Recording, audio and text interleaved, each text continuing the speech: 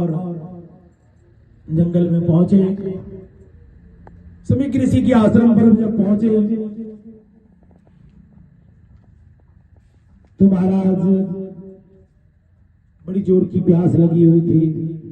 महाराज हमें बड़ी जोर की प्यास लगी हुई है।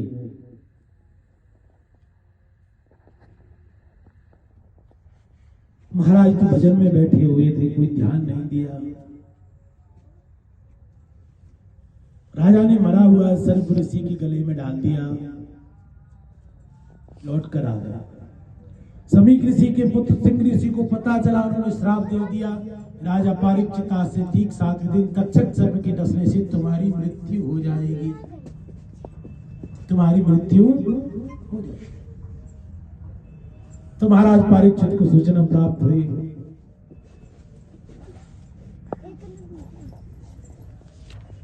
और इसी के अंतर्गत महाराज जब परीक्षित निकलते हैं,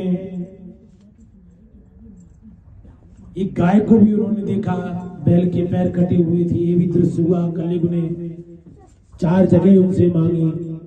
इसके बाद महाराज परीक्षित को श्राप लग जाता है, क्योंकि कलयुग ने सोने में निवास मांगा और राजा परीक्षित को जब श्राप लग गया, राजा परीक्षित ने अपना सब कुछ त्याग दिया और गंगा जी, अन्न जल त्याग कर गंगा जी के किनारे आ गया कि भूख लगे तो मांग खइयो, गिनियो न सांझ सवेर। बड़े बड़े संत महात्माओं को पता चला। संत महात्मा कहने लगे महाराज बड़ा बुरा हुआ आपके साथ कि गिरजा संत समागम समन लाभ कछुआ। बड़े बड़े संत महात्मा एकत्रित हो गए, कोई निर्णय न दे पाए। उसी समय सुखदेव जी महाराज का आगमन हुआ। तत्रा भरत भगवान व्यास पुत्र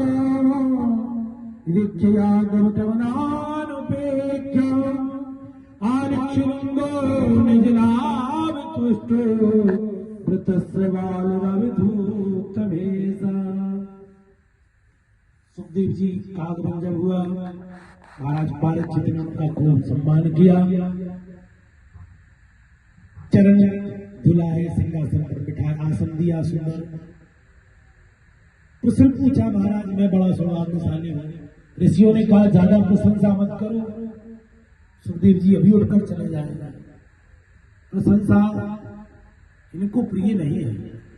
तो राजा ने प्रश्न किया कि महाराज जल्दी मरने वाले व्यक्ति को क्या करा।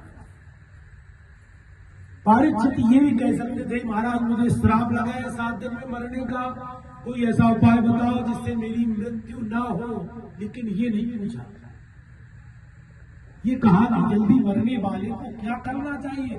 जिस व्यक्ति को पता चल जाए कि मेरी मृत्यु समीप है, उसे क्या करना चाहिए। महाराज कितना सुंदर परीक्षित ने सोचा कि मरना तो है, तय है।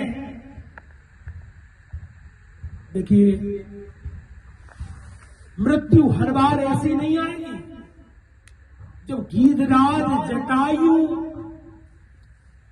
भगवान राम जी की गोद में पड़ा हुआ है, अपना शरीर त्याग रहा, राम जी ने कहा शरीर राखो, जटायु से कहा, जटायु ने कहा प्रभु ऐसी मृत्यु और कब होगी, मरना तो है लेकिन ऐसी मौत कि मैं आज आपकी गोद में प्राण त्याग रहा हूं। भगवान राम ने राजा बाली को मारा, छुप करके मारा। राजा बाली से भी कहा, राजा बाली से कहा कि तुमने, राजा बाली ने कहा कि महाराज मुझे क्यों मारा आपने।